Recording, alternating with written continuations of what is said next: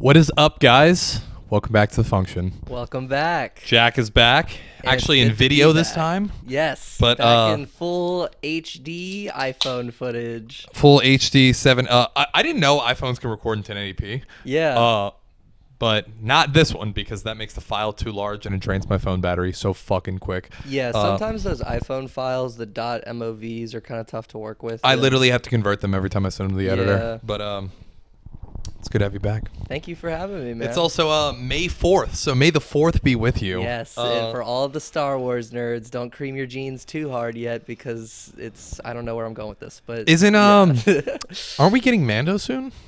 Yeah, New Mando? I think that it ended. The show ended? Yeah, it ended, and but they're setting up for Boba Fett and for okay, that makes sense. See, some other I haven't ones. finished it. Oh, really? It wasn't. I mean, It's pretty late now. You want me to spoil it for you? so my thing with it was just a slow build up at first, and like the last episode I saw was the first one with Bill Burr, Right. and that one I was finally like, okay, I get what the hype is about. But Yeah. so I mean, maybe I should tough it out because I know everyone's like season 2 is so much fucking better. One, and then also just the end of the season is better than the beginning. Mm-hmm. That was, I think, it. It was just too slow. Yeah. The pacing was off for me. Yeah, that's fair. I really enjoyed it, but I agree in that I think season 1 was probably better than season 2. Interesting. I would also say that Bill Burr, like every time he was on screen, I was having a good time. Like I loved his character. I loved his character. I thought his character was awesome. And I like the group they were with or whatever. Like Yeah. in the first episode he was in. But Yeah. Well, they bring him back. that's what I heard is he In comes season back. 2. He comes back in season 2. Yeah. It's like a whole. It's very heisty. Like they do like a heist shtick, and that's the best way I could explain it. Okay. Well, then I guess I'll have to tough it out and Yeah. finish it. I don't know. I find that with shows where I need to tough it out to get something good out of it, like it's got to be really good because. So Breaking Bad. Yeah. Breaking Bad is probably the best example I can give for everyone who stopped watching after season 1. And I'm like, oh, you're missing out. Yeah, I was glad that I finished Breaking Bad for sure because the finale was incredible. But It was so like, good. same for The Good Place. Like I thought that The Good Place was really good, although I would say that it kind of carries off of the characters. Like the story was just kind of, I think it just got really, really repetitive. But the characters, like they do such a good job getting you attached to them that like even though the story is kind of the same over and over, it's like still interesting to watch. Yeah. Okay.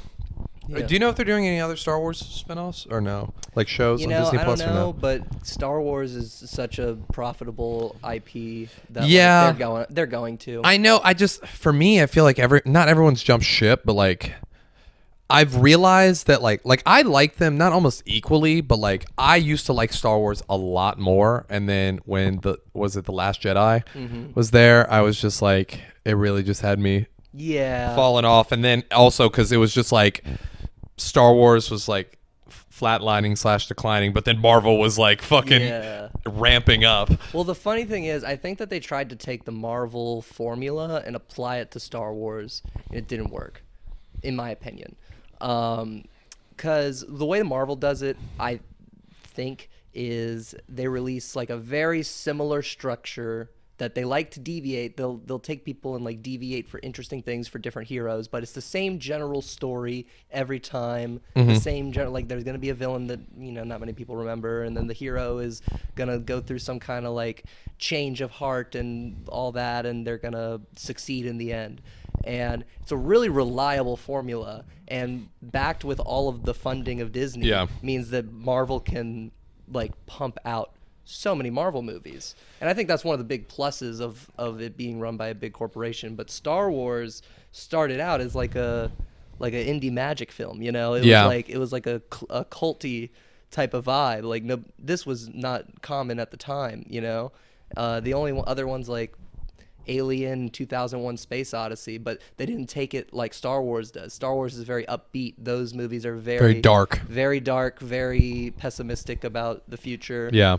And I guess you could argue that Star Wars is pretty dark as well, but it doesn't feel Well, like it, that. it doesn't feel like it at all. It feels like a fantasy It story. it also feels like it's a family movie. Like That it's too. it's like you just enjoy watching it. Yeah, like exactly. Alien, it's a good movie, but it's just like there's a lot of death and it's like a lot of gory death and it's just Yeah. like, but yeah. I mean, I guess also the other thing that like why I like Marvel as opposed to other high budget movies is I feel like the other movies try and just CGI action pack their budget as opposed to Marvel, who's like, we're gonna pay to have the best actors and basically nail the casting. Yeah. That's what I like about them is that they nail the casting They do a good to the job. T. Yeah. Almost. Yeah, I mean, I agree. Maybe not Captain Marvel, but I think that's also just because people hate on Brie Larson. I don't think she's that bad. I just think Captain Marvel's a difficult character to do well, and she was coming in so late. when I don't she even. came in. For me, I think I was fine seeing Brie Larson as Captain Marvel until after the movie came out, and then she was just being like, "Yeah, I was in Captain Marvel," and then like her whole attitude towards that, and her trying to bring Which is crazy. bring her movements and other things into that universe is kind of just like, okay, It's crazy to think that like the actors like personality outside of the movie makes people dislike the character more in a way. Well- Like if you look at like the online talk about it with when that movie was coming out, like a lot of people were like, is this feminist? Is it not feminist and all that? And it's like, really, it should just be about the hero in the movie. You know, people didn't say that as much. I mean, they still talk about Yeah. feminism when there's any female hero. But with Wonder Woman, I think it was generally considered like this is a pretty good movie all around. Like the first one. Yeah. The second one not as much. But the first one, everyone was like pretty good movie all around. Stumbled at the ending, but everybody generally liked it, and everybody liked Gal Gadot more because of it. Mm-hmm. But Gal Gadot did that whole thing with the Instagram Live, like the singing thing. Yeah. But that didn't have Oh, a negative the, impact Imagine? on people. Yeah, the Imagine all the people thing. Which was Did you ever weird. see? Question: Did you ever see Eric Andre's reaction to that? I think I did. It was like he yeah. got a bunch of like rappers and comedians to do 3-6 Mafia Slob on My Knob, where it was Oh, just a bunch yeah, of yeah, celebrities yeah. who just singing the bars to that. And that was hilarious. Yeah, but with like that didn't impact people's opinions of Wonder Woman, whereas Brie Larson's like talking in interviews after the movie did impact people's opinions of Captain Marvel. I think I'm just making an assumption. But, like, Also, I don't know if it's that, but is it that she was trying to be more in your face, and because of that, people reacted more sour? Because one thing I'm That could be saying, it, too. one thing I'm saying is, like, I think, like Black Panther. Right. Black Panther was fantastic, but they weren't trying to just be like, black people can be superheroes too, and Yeah. just like shoving that down your throat. It just happened to be a character that was from Africa, and like the whole world was in Africa, and that there were only 2 white characters. Yeah, But it it's was a still superhero just, story but it from a doesn't different matter. They perspective. weren't trying to shove that down your throat. They were just like, hey, it's just in a different part of the world that there's the superhero, and it was just a great movie. Yeah. And it just And they also did a great job talking about like the tension between like the different sides of the world now that like because Black Panther trying to be brought to the stage of superheroes and like that global, you know, that Marvel universe was pretty white dominated, and so like when Black Panther is revealed as like, oh, there is a big superhero and a really strong like civilization that isn't attached to the rest of the world, they didn't have a reason to help out. And if anything, they had reasons to not help out. Mm-hmm. But the whole point of that story at the end is like we can be an example Yeah. for other people to show that like helping the world is like the superhero job. 2 things on that. First, bringing it back to not to get too into that, but another thing I think they did a really good job on was with Falcon Winter Soldier, and just Yeah. kind of like how Sam was very conscious about taking whether he would become like what they would think about being a black Captain America. Right. Spoiler. Sorry if you haven't seen the show. Yeah, we're gonna talk about it. So but- tune out. if you haven't seen it. But I honestly thought that was a fantastic job, and that was probably one of my more favorite parts of the show. Yeah, I would agree. But I think that's because I thought the show as a show was not that good. I thought the whole purpose of the show, which is why I'm glad it's there, was to provide more character development for Bucky and Sam. Yeah. And that's what I really liked about it. I didn't like the fight scenes in it as much as I liked. Me neither. I think it was just kind of a lot of karate. Like a lot of quick cut karate. where they fought the French dude in the finale. I thought that was maybe one of the worst fights, and I thought it belonged in the new Fast and Furious movie. That's how pretty bad it looked. Yeah, that's fair. I hated the bad guys in that. The two real people. Oh, also Zemo and then Zemo, Agent Carter. I forget her first name, but her granddaughter.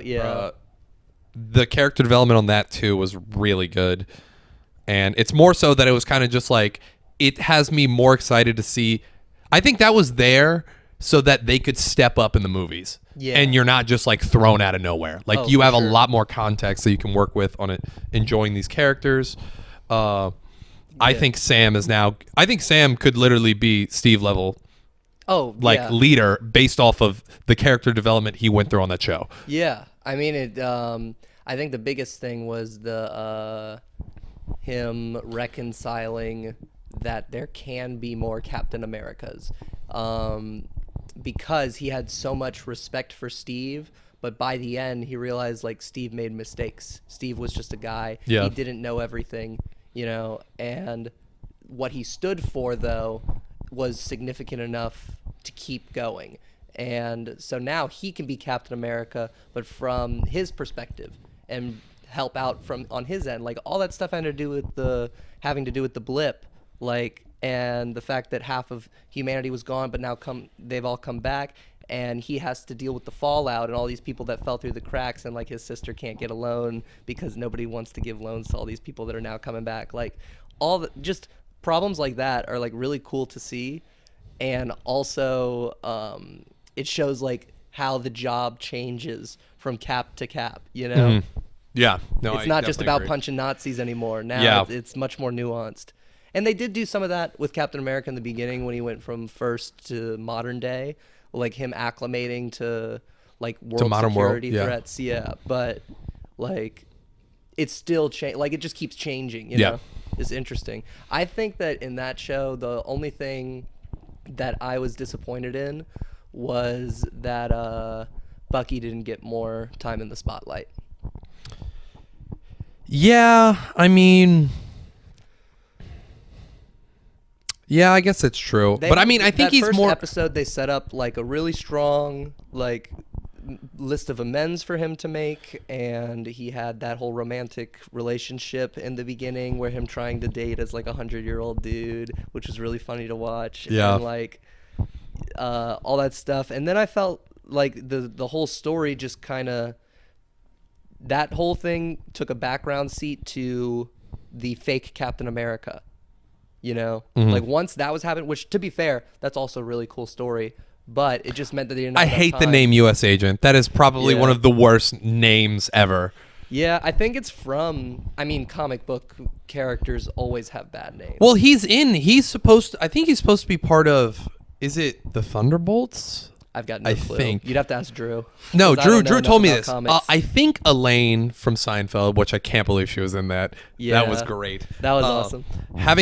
But it's Zemo. Zemo apparently creates Marvel's version of Suicide Squad, and runs it. And I want to say U.S. Agent is a part of it. Oh, okay. That makes sense.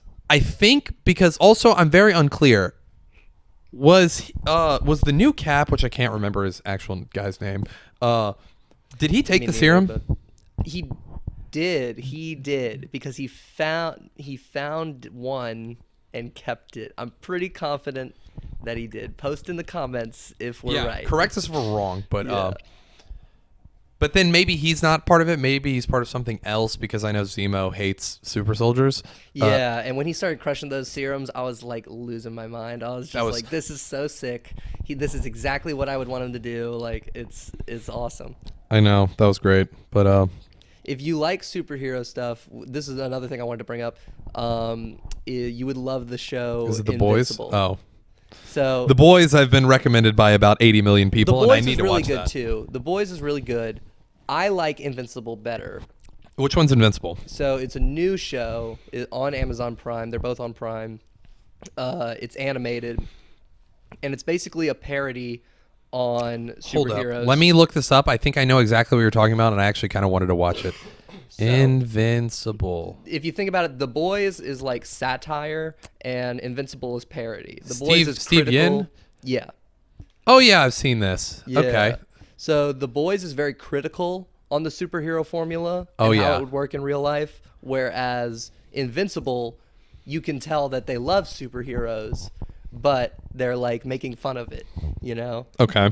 The whole first episode, I'm not going to spoil it, but the whole first episode is basically like it's setting the stage and you're meeting all these heroes that don't really matter, and then there's a big plot twist at the end, and then from there the show is just nothing but excellent. Like I loved every scene. It's really good. I would recommend it to anyone. Okay. They just finished the first season.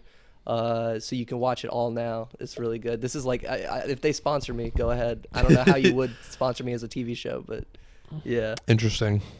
highly recommended. One thing I do want to throw back before, I don't know if you have any final touches on superhero, but Throw it so back. do you know? So one thing I found is Wesley Snipes, right? He was Blade. He was the original Blade. Yeah. Did you know that the reason he became Blade, which I didn't know this until like fairly recently, because whenever they're trying to reboot Blade, I didn't know. One, I didn't know it was a Marvel movie. Right. Yeah. But two, the reason he did Blade, because apparently that's what sold at the time, but he originally pitched to be Black Panther.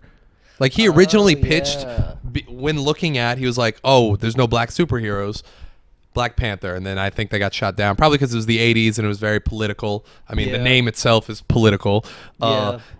So Blade was a little bit easier to sell, of just a dude in a trench coat with a samurai sword who fucking murders a bunch of people and is a badass. Blade is a badass, but He's comically badass. Like he's so badass that you laugh because he says stereotypically badass things after he does stereotypically badass action. Okay. He cuts like 3 people in half and he says some pun about like long division or some crazy shit. Like, just like shit like that, where you're like, this is so ridiculous, but like so awesome. yeah. So I don't know if you have anything else. I just figured that was an interesting. No, yeah, bit I'm that I excited. found out. I'm excited for the reboot. I never dude- actually finished the first Blade. I watched like the first half, and I don't remember why I stopped. Maybe I did. It's tough to remember these days. There's too many superheroes. I'm excited for the new one though. Do you know the guy that cast for it? No. It's Ooh, what was that? is that exploded thunder or an outside. explosion? It's the Remy from House of Cards. I should, but I don't. Uh It's been a long time since I've seen House of Cards. Blade reboot. It's what's his name? It's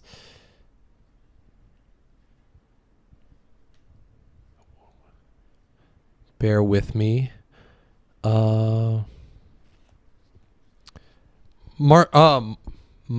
Marshalla Ali.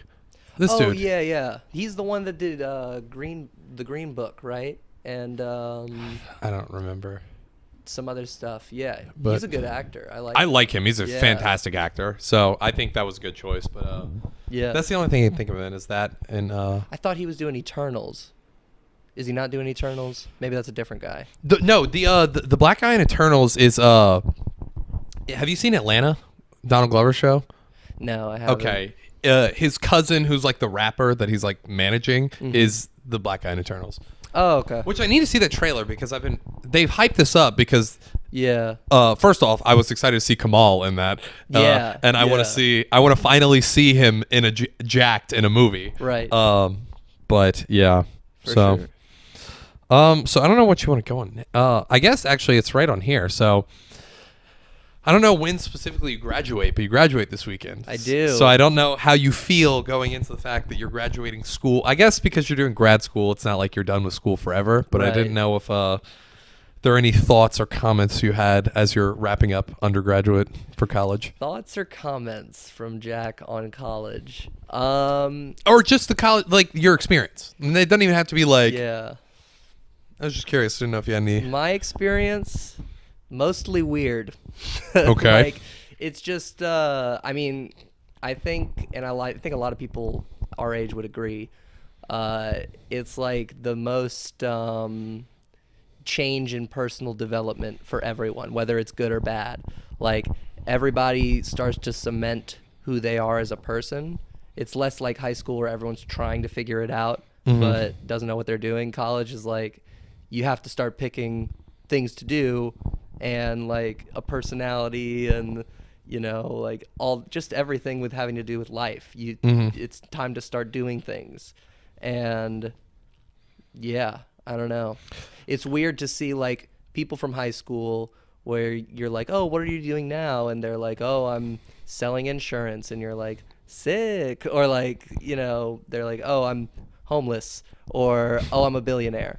Like, it's just weird to see people that you know, like, graduate, I guess. And it's weird to feel graduated because I don't know if I definitely feel older, but I don't know if I feel like a graduate. You're different though, because you're about to start grad school, so you're like, it's not the same as somebody who's like done with school forever. Yeah. Like like a lot of our friends, like it's same with Clay. I mean, Clay's going to law school. Mm-hmm. It's not much different. Yeah. It's just, I mean, it's going to be different schooling. I know it's going to be different for you because you're going to be living in a different state. Yeah, and that's what I'm most excited for. And is this your first time living? No, because you were born somewhere else other than here. Yeah, but that doesn't count. Okay. I was a baby. Okay. I was born in San Francisco, but it was mostly because my dad was moving around for. Oh, was he still like in residency? That's what okay, it was. that makes he was sense. Moving around for residency, and he had to go to school for a long time to do pediatric surgery. Yeah. Okay. And so I was born in San Fran, and then he moved to Oklahoma, had my little brother, and then we moved to Chicago for, I think, like a year, and I did like preschool there. And then we came to Baton Rouge, and I've been here since. So you've been here for probably like 95+% of your life, correct? Yeah. Okay, so yeah, you've been here most of it. Okay. Yeah. So I'm really from here, just not born. I was raised here, not born. I mean, that still doesn't matter. I mean, you spent most of your time here, and you also didn't remember it. But yeah. What are your thoughts on that then? Because I know one of the things out of our friends that they don't get the perspective. Only a few of them get it, but. I mean, that's my issue with Baton Rouge is the people grow up here, get married to people here, have kids here, and then stay here, and then no one leaves. And it just gets boring. I completely agree. I very much like people. I mean, there's nothing wrong. I like Baton Rouge just because I know a lot of people here and I'm from here, but like I definitely like that I got out. I definitely like that I still want to get out and then maybe come back at some point. Yeah. But just different perspective. I mean, I know it's going to be different once you've moved, but I don't know. Well, I'm going to Dallas, so it's not too far away. For those who remember me from the first episode I was on, I got into SMU for the... Oh, yeah, he did get in, by the way. For the that was Guildhall unknown. program. Yeah. And so I'm going to do that. It's not going to be a huge change in scenery, but I just kind of want to get out of Baton Rouge because just generally, I don't think... And it's not like a bad thing. I just don't think I fit the culture here very well. Like, I mean, if you look at me, I'm like dressed in all black, like long clothes, mostly just because you don't like shorts. Mostly because I keep it cold in my apartment right now. But and just like the drinking and the sports like LSU football and stuff. Like, I don't have a problem with any of it. It's just, you know, I'm not a huge Southern Marsh guy. Like, I'm not, you know, a frat dude.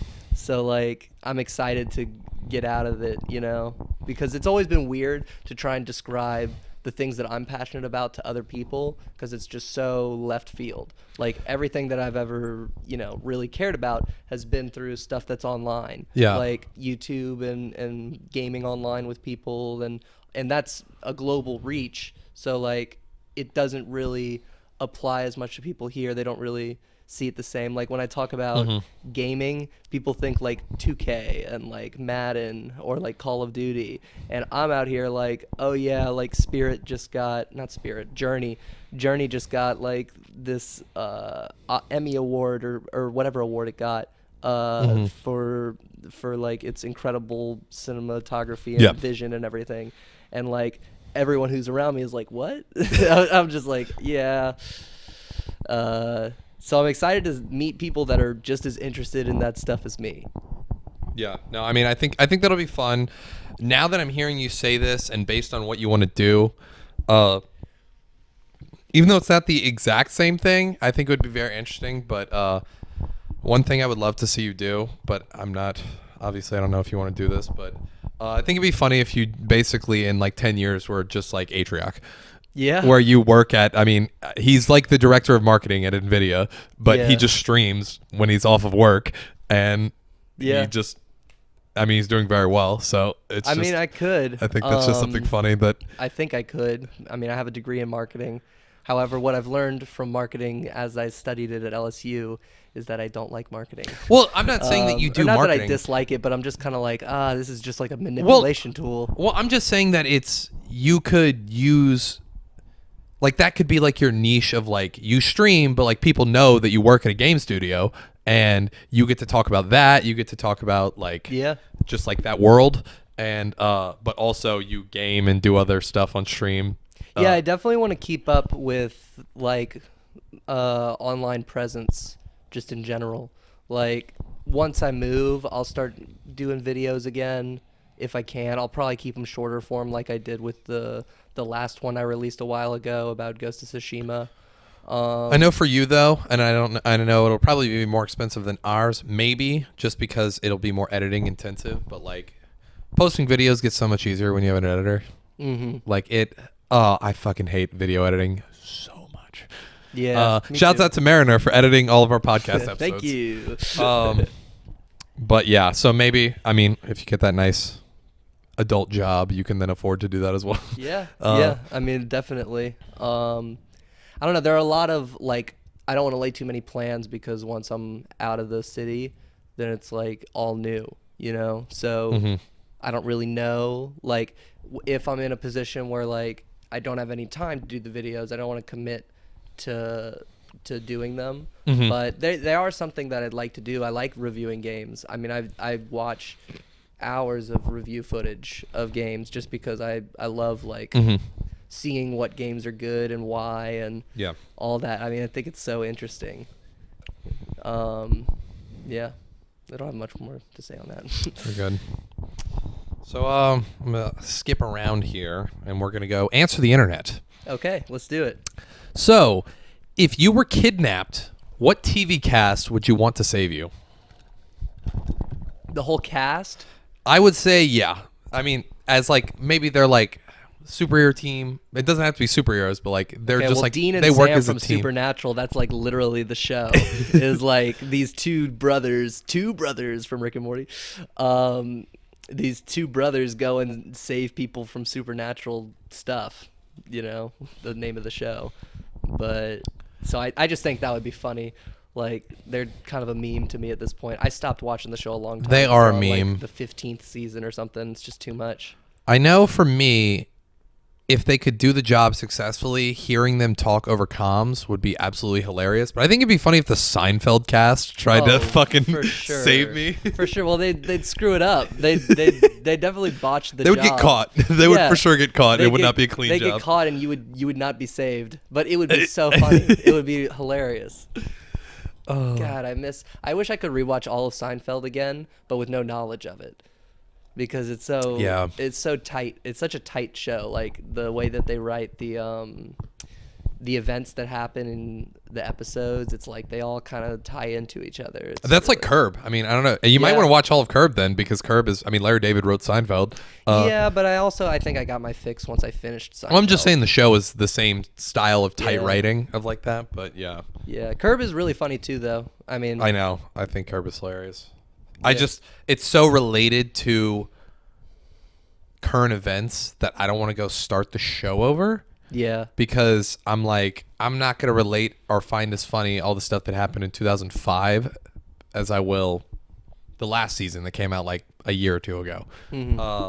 So yeah, that's my thoughts on that. But Yeah, but if I had to pick any other cast besides Dean and Sam, is that their names? I think so. Sam Sam and is Dean? definitely one of them. I think don't it's- remember the other one. I think it's Dean. Maybe I'm wrong. Agents of S.H.I.E.L.D. when Grant Ward was still on their team. Yeah, I was about to say just Grant Ward would be good enough. The rest of the cast, I don't really care about at this point. Or Agent Coulson. I as did well. whenever the show started. Oh, for sure. By the end of the show. Yeah, by the end I was a little bit tired. By the end I was like, what's really going on here? Like it's just all over the place. It's like that show that we watched that first episode of Z Nation. Z Nation, where it's like you watch the first That would be a episode, fun review. and then the last That would be a fun episode, review is yeah. if we like reviewed the first episode of re-reviewed it. God, that was just such like a bad so show. crazy. There's aliens coming out of That the was sky, such- and you're like, what happened? Oh, to yeah, the no, that's what story? happened. It's like it was supposed to be like a competitor to The Walking Dead for those who don't know Z Nation. And we were like, this episode, I think, did we watch 1 or 2 episodes? We watched like at least the first episode, maybe the second. And then we were like, okay, let's see where the show goes. And we skipped to like season 4. Yeah. And there's just one of the characters like joins the aliens and becomes Yeah. part alien. And It's it was wild. fucking wild. And we were like, what happens? They over- really had an intense pace on that show because it's a zombie show, but they were hitting like crazy zombie stuff from the get-go. Like those survivors were like, okay, we need to look for supplies. I'm like, okay, this makes sense. And then like, boom, 6 zombie babies. I'm like, what the heck? Like that can happen? Yeah, it's like that as opposed to so it's literally on the other end of the spectrum of The Walking Dead where it takes you zombie babies you find out in like what season 4 like that's the Yeah. first time you see that and they're still going. They need to end that show. Yeah. But I mean, Supernatural needs to end too. But apparently they ended it last year. did they really? It finally ended. Good for them.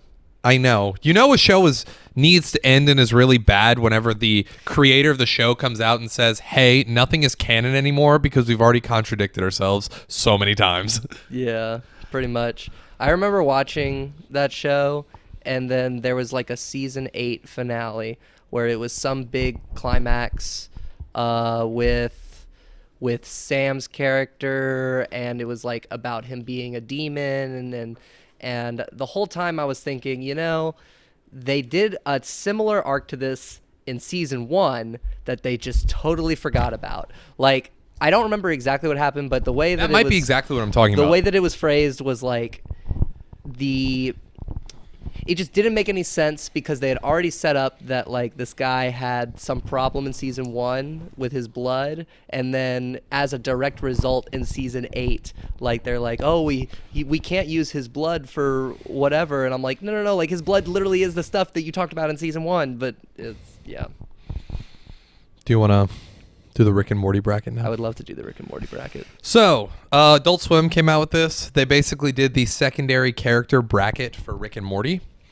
And we're going to do it. And we're going to see, are we going to do, we got to figure this out. Is this best character or is it our favorite character? That is a good question. Because that's what we always got to figure out with this. Because whenever we've done these rap brackets, we've got to do what we think. We try and do like what we think is objectively a better song as opposed to what somebody's personal favorite might be. Yeah. I would say let's do best. Let's be unbiased. Okay. We're only here for the big bucks, Elliott. Yes. Okay. The fans are dying to know who the best supporting character in Rick and Morty is. We're starting it off. Bird Person versus Photography Raptor. Okay, well, Bird Person obviously takes the cake. Yeah, he's think. got more of an arc. Photography Raptor was in 1 episode. Bird Person has been consistent throughout the show. Yeah, they probably only mentioned Photography Raptor once. Well, and Photography he's a Raptor parasite. he was a parasite. Yeah. So that's it. But Bird Person's huge. He's really important. Yeah, we can break into that more whenever it gets further along. But some of Yeah. these obviously are going to be. Yeah. So We saw him get married. that's true. So here's one that's interesting. So Gazorpazorp Field Oh my gosh, Gazorpazorp Field. versus Ants in My Eyes Johnson. Oh, Antibiotics Johnson takes the cake. I love Antibiotics I think he's Johnson. just funny. Gazorp feels just mean. No, you got to think about that entire pitch that Ants in My Eyes Johnson gives for the infomercial. That takes skill. To be able to give that entire sales pitch while there's ants in your eyes and you're That's set true. on fire. That is true. That takes so much more skill than what Gazorpazorp Field was doing. He was just yelling at his owner. This next one is like a number 1 versus a number 16 seed, but it's the Butter Robot Oh, I love the Butter Robot. versus Unity. Oh yeah, but Unity's better. Yeah, Unity is like far better. That sucks. I feel like the Butter Robot gets screwed over by that. He should at least be like tier, like above bottom tier. He's above Photography Raptor. I would say so. I'd agree with that. He brings up some existential questions about life and purpose just by existing. Okay, here's one. But Unity's so important. She is. Scary Terry versus Aberdolf Linkler. Oh, that's a tough one. That I know. This is, I think, definitely the toughest one we've had so far. This might be the toughest one on this side of the bracket. What do you think?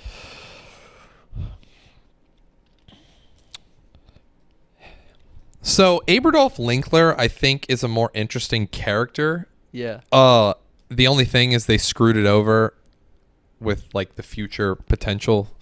Like Scary Terry can still come back. They kind of ruined in the Story Lord episode where in the train episode that it was just like they took all their good stuff. They used it again. So I don't think we'll ever see Aberdolf Linkler again. But I would still say him just because I think Rick was just like, hey, Hitler has some good qualities, but if you mix him with somebody as good, morally good as Abraham Lincoln, what kind of leader would you get? And that's just such a unique concept that I think that one is way better than Scary Terry, even though Scary Terry is great. Yeah, I mean, who would win in a fight? I think that Scary Terry would win. Well, Scary Terry has not even like. He's got little swords. It's literally fucking swords. Sword fingers. Yeah, Scary Terry's hilarious, but I think you're right. Aberdolf's better. Aberdolf Linkler is better. This one, I hate to do her dirty like this because I think it's actually an interesting concept. But I think it's a clear winner here. But Mr. Meeseeks versus Ventriloquiver. Oh, yeah, that sucks for Ventriloquiver because Mr. Meeseeks is way better. I know. Yeah, you're right. She doesn't have a chance against Mr. Meeseeks. Mr. Meeseeks, you could do like multiple episodes with Mr. Meeseeks. Oh, and they 100%. had the whole off-brand Mr. The Kirkland, Meeseeks. the Kirkland box. So we have Tammy. Right, yeah. Versus, do you remember who Hemorrhage is? Hemorrhage? Hemorrhage? Yeah, Hemorrhage is the guy from the Blood Dome, right? Yes, with the bucket on his head Yeah. that Summer hooks up with. Yeah, he's a total beta, so let's go with Tammy. Tammy's a galactic spy. Tammy's like, honestly, from how she first started out, Tammy is I've actually liked as a character, even though I'm supposed to hate her. Yeah, well, she's hilarious. Yeah, like, that's true. Just like despicable person. Like, So speaking of betas, just came out of nowhere as evil. oh yeah, 100%. But so speaking of betas, so we have Gwendolyn. I don't know if you remember that. Which one's Gwendolyn? Gwendolyn is the sex robot that Morty There fucks. it is. There. I versus remember Gearhead. Oh, Gearhead. Gearhead is such a beta, though. But you're right. I mean, Gearhead's the guy at the party that you don't want to talk to because he's going to tell you all about the Gear Wars. But like, Gwendolyn was just so I'll take Gearhead for at least one more round. I agree completely. Yeah, Gwendolyn was just a plot, like more of a device than anything. So we have Tony. I don't know if you remember Tony. Tony's the guy that got frozen, right? At the very beginning, first episode? Or No, was that Tony someone is the dude who poops on Rick's toilet. Oh, that guy. Versus the Cromulons. Oh. Yeah, I would have to go with the Cromulons. Yeah. Is better because the Cromulons. Well, Tony's character was only interesting based on the fact that it was relating to he was just pooping on Rick's toilet. Yeah, I mean he did a lot for Rick, but like, well, okay, so we put Unity up because we thought that she was important, but Tony's probably just as important. However, I like the Cromulons better. Like the what do they say? What do they say every time? Show us what you got. That's hilarious. But yeah, put the Cromulons up. I don't know. I'm a little bit I'm hypocritical. taking that one's a little biased, but no, I definitely think Cromulon's better. So we have Squanchy, or we're on the right side now. Okay. But we have Squanchy versus Slow Mobius. Squanchy for sure. Yeah. Slow Mobius is funny, but he's not that important. He's just like, ooh, like. I hate to see him You know lose. what I mean? I hate to see him lose in the first round, but the next one is Story Lord versus Mr. Goldenfold. Which one's Mr. Goldenfold again? He's Morty's math teacher. Oh yeah, we're gonna learn about math. I think Story Lord is just. I think Story Lord is a I would fantastic actually character. say Mr. Goldenfold. I would Really? disagree. Yeah, he's hilarious. He comes back all the time. He does. He has that whole thing about how he eats poop. It's it's pretty fucking crazy. I don't know. I think it's funny. I think Story Lord. Maybe I like it because that was, I think, the most meta they've ever gone in a show or an episode. That's true. Like they had to break down anthologies and fucking like continuity. But and that episode itself is all about being meta, whereas the character of Goldenfold is in more episodes, and I find is funnier than Story Lord. Story Lord only appeared once. Okay, I'll give you that. We'll go with Mr. Goldenfold. So this one I might have to, mainly because I think he was hilarious. But so we have Pencilvester for Steely. Which one's Steely? Steely was from Interdimensional Cable. It Oh, was just Steely like with the stealing- arms. Yeah, Yeah, I was stealing thinking everything. of like steel, like the metal, not like the act of stealing. Now I know who Steely is. I prefer Steely. I think Steely is a more interesting character. Pencilvester is just like a wholesome character that Rick is supposed to love, even though you don't know why. Yeah. Other than the fake memories. Yeah. I like Steely too. Steely is just, I don't know. Steely is like a total vacuum character. True. Like you just read Steely's lines and then nothing else has to be going on. But like it's crazy. It's like funny because Yeah. the whole concept of somebody just constantly pickpocketing everybody and then selling immediately what they just pickpocketed is hilarious. Yeah. So what are we going with on this? Oh, Steely. For Steely? Sure. Steely Okay. for sure. I agree. So we have Snuffles, which is Morty's dog, Right. versus Marcia, which, if I'm correct, Marcia is the female planet with the arms coming out of the head. The female plant. Oh yeah, the one. Yeah, I know what you're talking about. The Gazorpazorps, the women. Oh yeah, the female Gazorpians. Yes. Yeah, the female Gazorpians. Yes, that's. Yeah, they were funny, but I'd probably go with. I would honestly Snow- go over the dog. Yeah, I would go with the dog. With Snowball. Snowball's its name, right? Or is it? Snuffles is the name, Snuffles? but Didn't they rename it? I think the whole. I think they did The whole point was that the name doesn't matter. Yeah. Like I will now be called Snuffles. It's like okay, whatever. He takes over the world. Yeah. Come on, he's definitely gonna beat Okay. the Gazorpian women. Okay. This one is probably the next toughest one. Mr. Poopy Butthole versus the Tickets Please guy. Oh shit! I know. I love the Tickets Please guy, but Mr. Tickets Poopy Please. Butthole is the best one. I think. He's the best secondary I think he's character gonna that's take not in the main. entire thing. I think he is too. I Yeah. know. I hate to do Tickets Mr. Please Poopy guy. Butthole is my favorite character in there. Yeah, Tickets Please. Tickets Please had enough shining in the spotlight. Yeah. He had that whole thing with the stoner kid that was like, actually, we believe in containing our sexual repressed energies. So, also, I think until the heist episode, Mr. Poopy Butthole was funny, but like whenever he like knew karate and like he taught The Maya Angelou class. the Maya Angelou class, I thought that was funny. Yeah, he also shows up. He also shows up at the end of each season, right? Yes, he does. Yeah, then he's got to be. Yeah, Gotta be yeah. the most important. So we've got Jaguar Oh, I And- love Jaguar. and versus Schleemy Pants. Which one's Schleemy Pants? Schleemy Pants is like the alien that messes with time, or he stops you when you mess with time. Keegan Michael Key does the voice. Oh, the Time Lord Yeah. guys. Yeah, I got you. Which was the first one again? Jaguar. The time guys. The time guys for sure. They're more. They're just like they're more important. Jaguar was a cool but, character, but like yeah, he's a great one-off character for that episode. especially whenever he like saves them in the post-credit scene. Yeah, that was yeah. But I like the time guys better. So the next one we have is the fart versus Gluty. Which one's Gluty? Do you want to develop an app?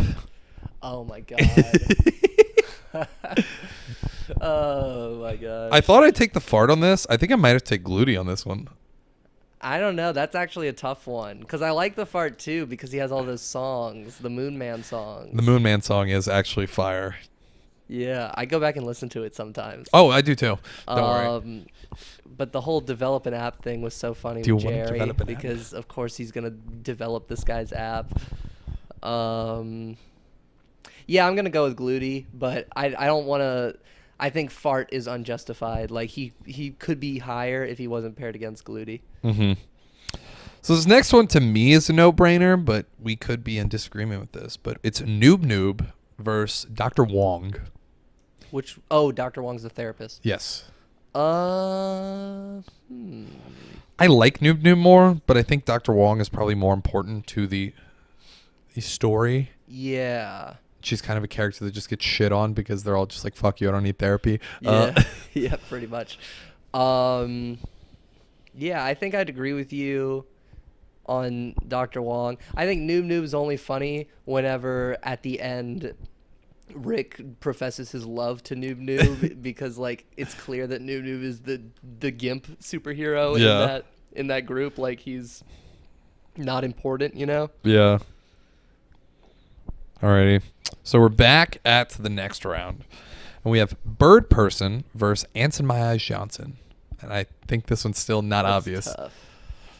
I'm going to have to go with Bird Person. I know. But, like, don't sneeze on Ants in My Eyes Johnson. Ants in My Eyes Johnson was a very creative character. He's a personal favorite of mine. I love him. He's up there with, like, Jan Michael Vincent and, like... Jan Michael Vincent. The Chronicles of Jan Michael Vincent. Oh, my gosh. I totally forgot that even existed until you just mentioned that. You got it, Jan Michael Vincent. Yeah. Oh, my gosh. Yeah, Bird Person's definitely cooler. He has that whole transformation into Phoenix Person. Yeah. And he's got a bunch of history with Rick. But Ants in My Eyes Johnson, I mean, come on. So, then we have Unity versus Aberdolf Linkler. Yeah, I'm going to go with Unity again. Me too. Just because it's cool to see, like them doing crazy stuff with an entire civilization, you know? Yeah. Like, in an instant, like, having thousands of people do something is so much cooler than anything Aberdolf Linkler is bringing to the table. Yeah. Agreed. This one's tough. Mr. Meeseeks versus Tammy. Ooh, that is tough. Yeah, I'd probably still go with Meeseeks. I know. If only because I think that the Meeseeks are funnier the more times you hit the Meeseeks box. Like, it's funny the first Meeseeks. The first Meeseeks is funny, but then he gets annoying. But then you keep spawning the Meeseeks, and they all start to talk at once, and it's so much funnier than anything that Tammy does. Yeah. Agreed. All right, who's next? Gearhead versus the Cromulon. Gearhead for sure. The Cromulons are good, but I think that... You can only take them for so long. Yeah. I think it'd be better if Water Tea was on here. I completely agree. Water like the Tea's fact the that it was just iced tea, but then it was just like, actually, I'm from the planet Alpha Betrium. Yeah. And he's actually Water Tea. Yeah, for sure. That was like really, really funny. I wish they'd go into like that backstory. Like, I think Iced Tea and Water Tea rivals Bird Person. Like I'd agree. He's a great character. I think he was, and I also think it's funny that I don't think he did the voice. Oh, I don't really? even think they got Ice-T to do the voice. I think they just had Ice-T. Okay, so now we're back on the right side, and we have Squanchy versus Mr. Goldenfold. I'd go with Mr. Goldenfold again, just because I think that the Squanchy bit got old. Yeah. You know, I think that it was really It was funny. cool whenever he like broke his tooth and then got massive, but like that's about it. Yeah. I agree. Goldenfold has so much comedic potential. Yeah. Every time he's on the screen, I'm excited because like he's just so shamelessly like the worst. Like it's not like Jerry where he's got low self-confidence. Like no. Goldenfold has all of the confidence, but like none of the skill. Like nothing. He's got nothing going for him in his life. So the next one we have is Steely versus Snuffles. Ooh. See, I like Steely better, but I think that Snuffles should win. Should be put above. What do you think? There's so many more scenes with Snuffles. Snuffles, yeah. I'm gonna have to agree with that because if Steely was a fun character, yeah. If Steely was like more often, but okay. So, Schleemy Pants versus Mr. Poopy Butthole. These are all subjective, anyways. But which one again? Schleemy Pants. Schleemy Pants is the time. Keegan Michael Key.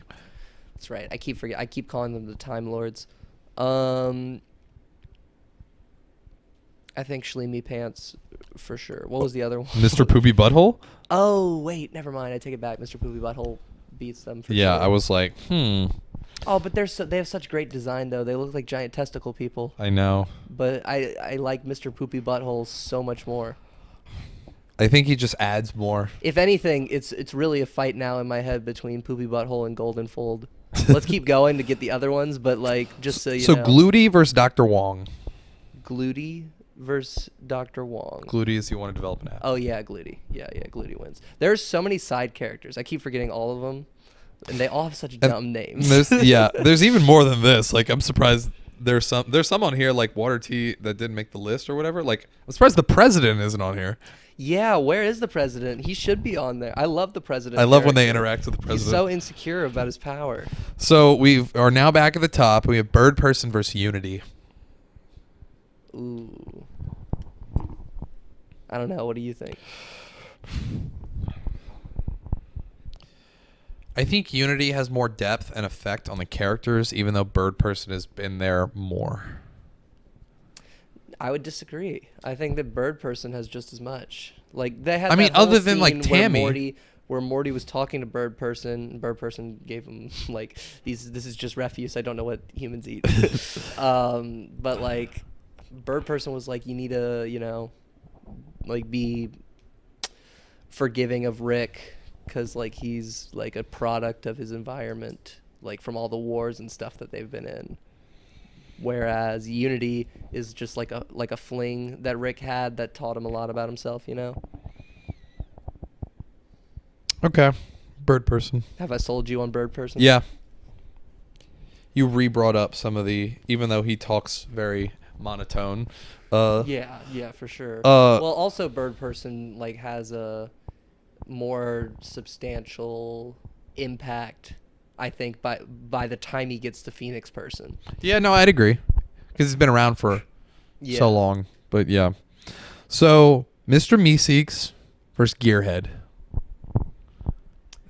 Ooh. I'd have to take Mr. Meeseeks on this. I think Gearhead is too much of a beta to make it this far. Yeah, if I wanted to talk to someone at the party, I'd actually rather talk to a Meeseeks than talk to Mr. Gearhead.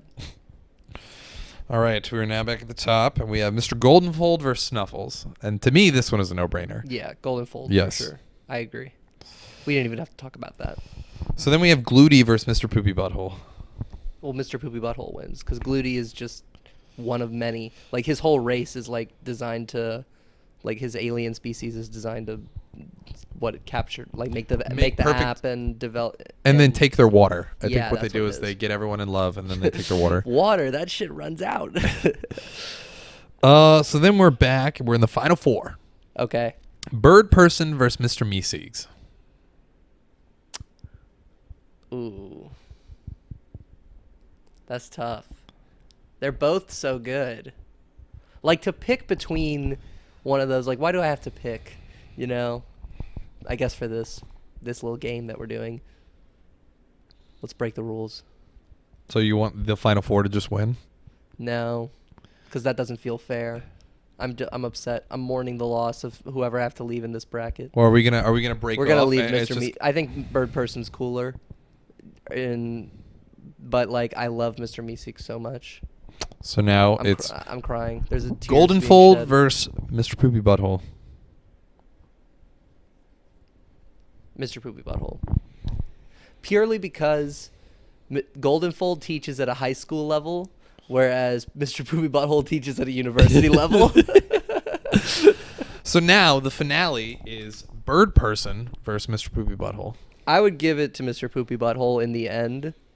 Like I said that at the beginning, but I think that's just because I like Mr. Poopy Butthole more, and also the fact that his name is Mr. Poopy Butthole.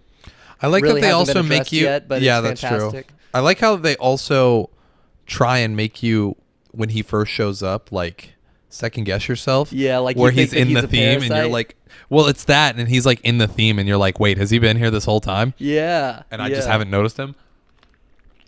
Yeah, I'd for sure give it to. There's got to be a shorter way to say his name. Mr. Poopy Butthole. Mr. PB.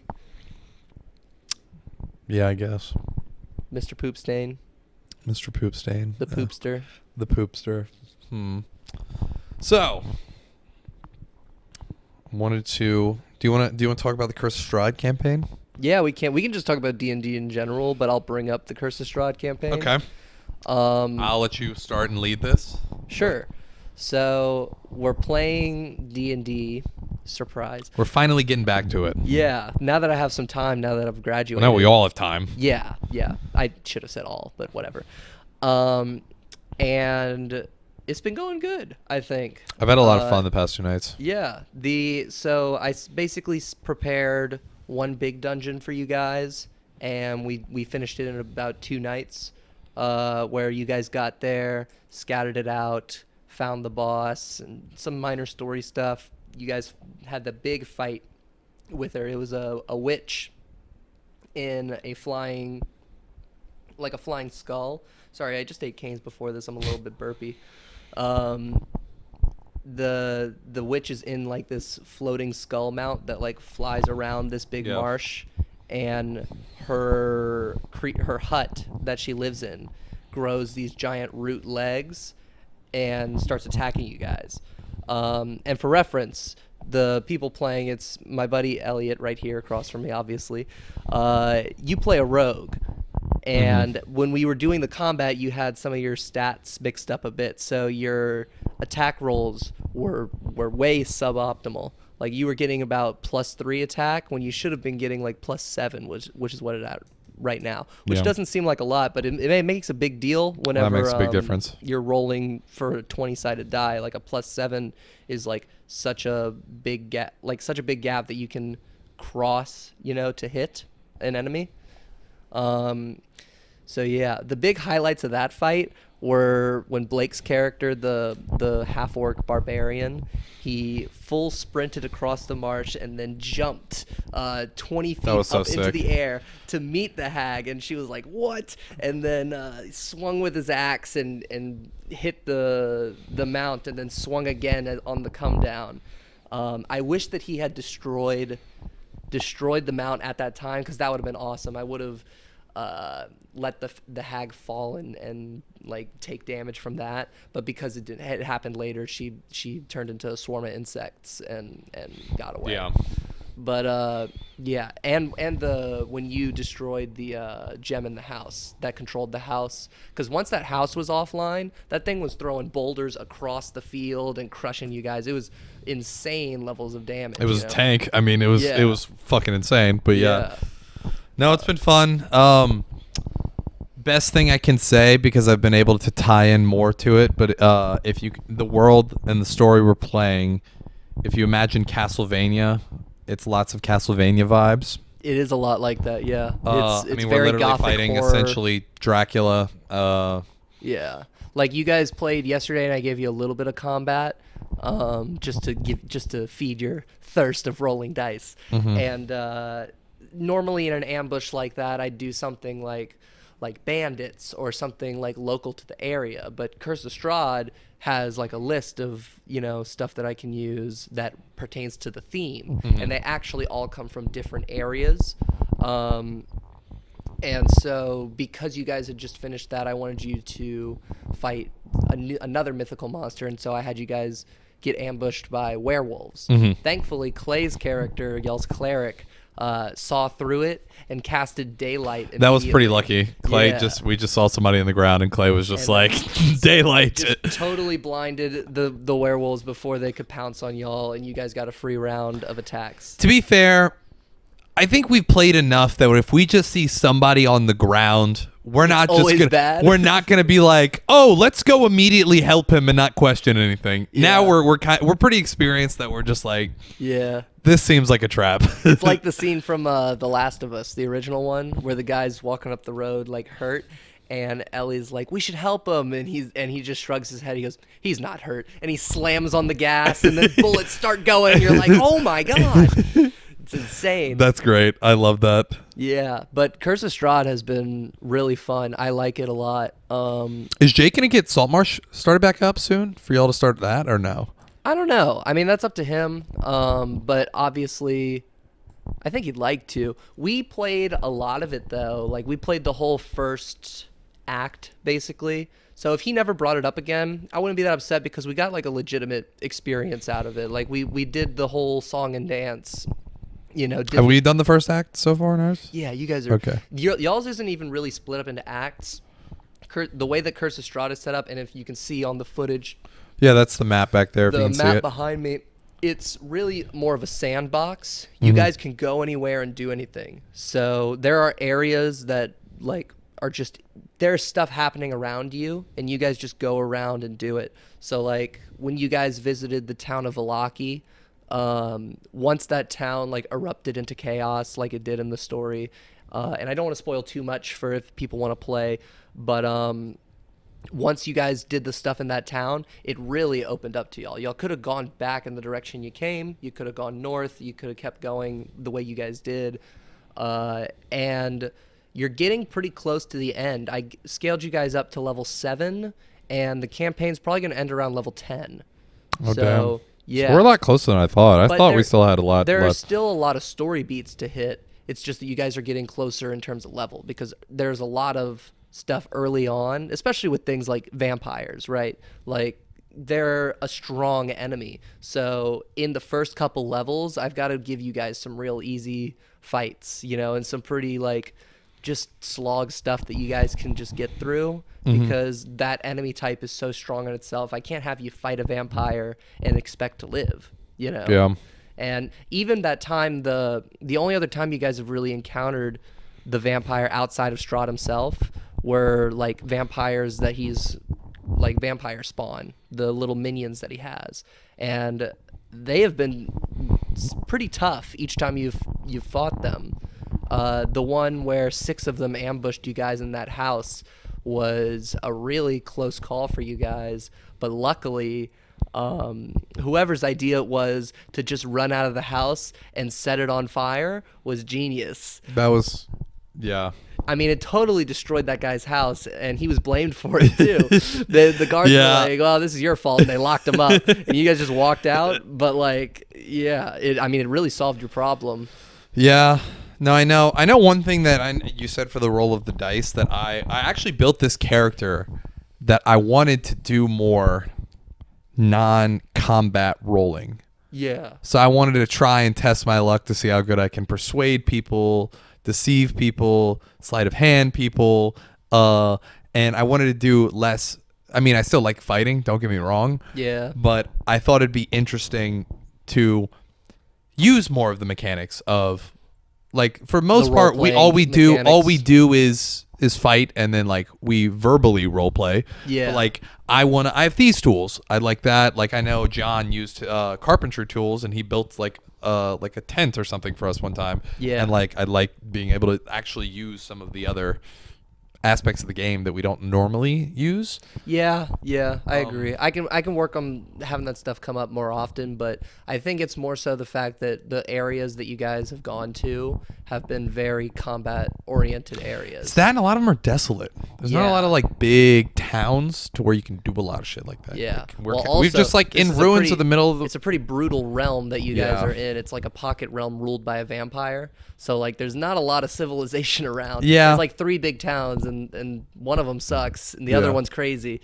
So you haven't been to the third one yet, but yeah. Yeah. But I think that the campaign has been going well for the most part. I would agree.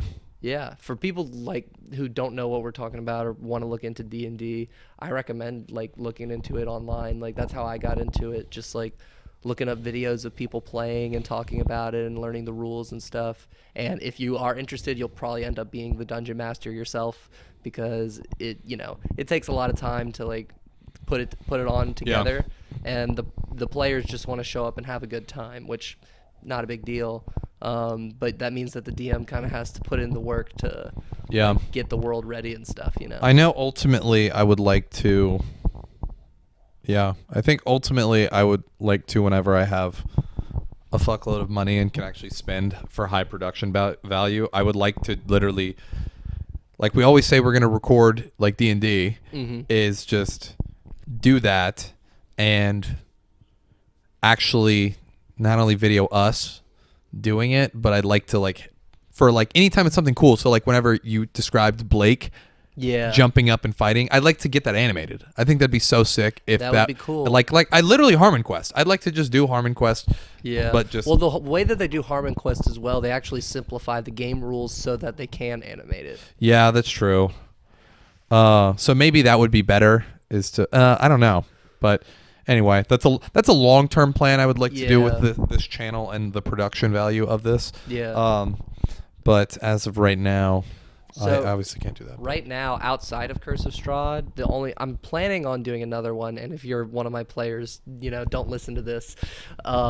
Skip ahead of this part of the podcast. But I'm planning on doing like a smaller story for some of the people that aren't playing right now. It'll be like a 3 to 5 session thing where they just roll some high-level characters.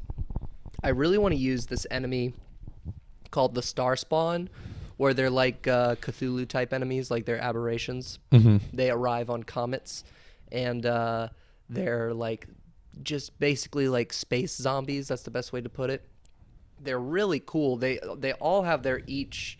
It's like Left 4 Dead. You know how they have like unique zombies that do certain things? It's a lot like that. So to give you an example, there are 2 enemies. One's called the Starspawn Hulk, and one's called the Starspawn Seer, and they're supposed to be teamed up.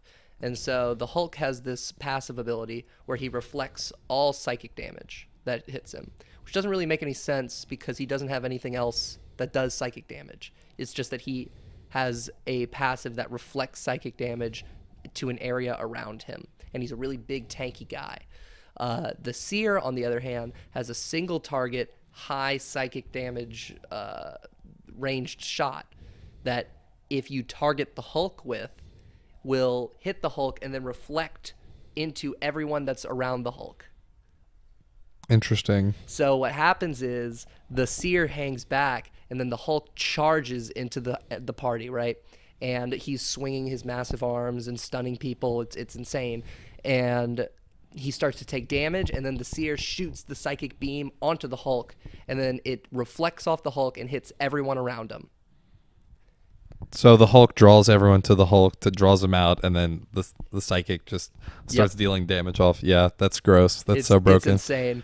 And the Seer can also like move through objects. He can teleport places with the Hulk. So if y'all swarm the Seer, boom, he teleports, and then you're right next to the giant Hulk thing that's gonna smash you.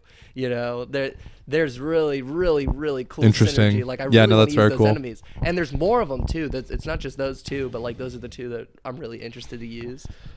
I don't know if it would be this, and if there's a whole other game out there to do it, but I think before you leave, we should get the OG crew and do a one-shot.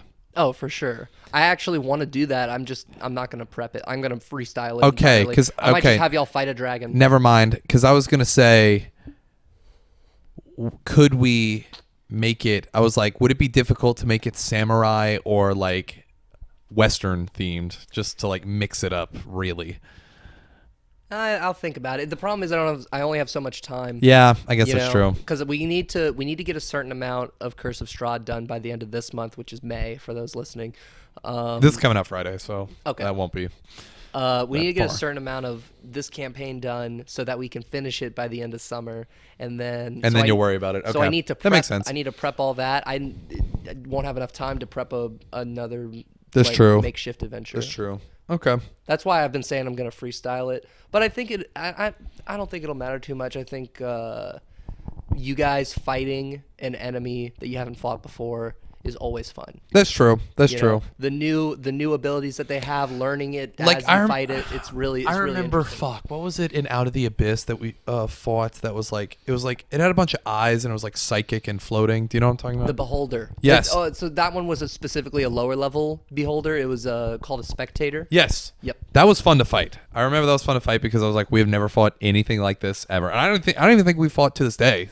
Yeah. Still, I fought anything like that. For reference, Out of the Abyss is the first campaign I read. Second. I mean, It's the after second campaign after. Yeah. The first real big one. Yeah. Where you guys were in this big underground network called the Underdark, which is all caves for thousands of miles, and it's all cave people, like every race of people, like dwarves and elves and humans, and everybody who lives in the Underdark is like an Underdark version. So the dwarves in the Underdark are like really, really analytical, and like I gave them Russian accents, and they are not joyous like they are, or drinking a ton. They're like really dour and really, really mean. And the drow, instead of like the elves on the above land being like whimsical and very knowledgeable and wise, they are sadistic and cruel and borderline evil, Yeah. if not evil. They're one of their gods is literally it just became like a demonic prince. And that ties in really well because that whole campaign was about the demonic princes coming up from the abyss into the Underdark, because that's the first layer, right? The first layer of like the cosmological map of D&D. Like it's like the material plane, and then you dig down, you're in the Underdark, and then it's a little abstract because magic, but like hypothetically what's below that would be the abyss, and that's where they come from. And so you guys fought through that, and that specific enemy, the Spectator, is another aberration. That's a really fun enemy because it is not very D&D. Like, it's not very sword and shield. It's got like eye tentacles and shoots laser beams, but you guys still like have to fight against it, right? With bows and arrows and stuff. Yeah. It's cool, man. Yeah. I love that stuff. I could talk about D&D for Oh, hours. I know. I just spilled water on my face out of excitement. Do you have anything else you want to say to wrap it up? No, not much. I mean, thanks for having me on, man. I always We'll love- probably have you on it at one point again this summer. But yeah, no, I really appreciated you coming on. Thank you for having me. All right. Yeah, this was fun. Everyone go follow Jack on everything. Be on the lookout for any of the shit that he puts out. He writes great short stories. He makes great D&D campaigns. If he feels like it, he makes great videos. So Yeah. go support Jack and everything he does. And we will see you all next week. See you guys later. Thanks for watching. Peace.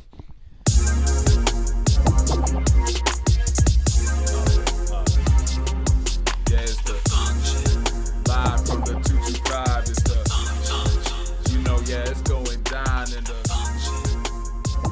going down in the, where it's at, it's the.